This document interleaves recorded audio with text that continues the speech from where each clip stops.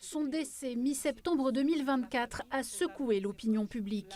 Le jeune Manoa, 15 ans, a été l'un des symboles de la marche contre les drogues et les violences, organisée 2 semaines plus tard et qui lui a été dédiée.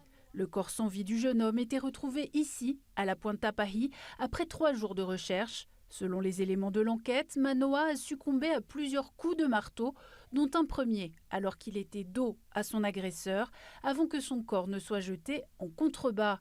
2 frères de 15 et 17 ans au moment des faits sont suspectés. Le plus jeune comparé ce lundi devant le tribunal pour enfants de Papeete pour meurtre aggravé. Un procès à huis clos, le jeune homme étant encore mineur. Si vous donnez la parole aux parents et à la maman d'un enfant qui a été assassiné, forcément, il y a énormément d'émotions. Ça a été le cas à l'instant. Les circonstances terribles, extrêmement violentes de cet assassinat font que, évidemment, c'est encore plus difficile. Et puis, effectivement, le comportement de ce jeune garçon qui ment tout le long. Si vous ajoutez à cela le fait qu'on fait une audience dans notre système de procédure pénale aujourd'hui en France où la victime ne peut même pas s'adresser à l'auteur. C'est-à-dire que vous, en tant que parent, on ne vous permet pas, selon le code de procédure pénale, de parler directement à celui qui a tué votre enfant.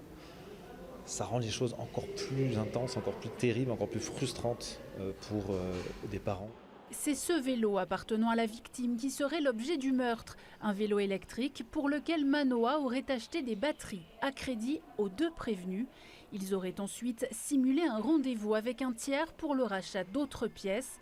Rendez-vous fixé à Orofara où les frères se sont rendus armés d'un marteau. Bon, il y aurait une volonté de minimiser les faits. Il y a manifestement un souci de se déresponsabiliser de ce qui s'est passé.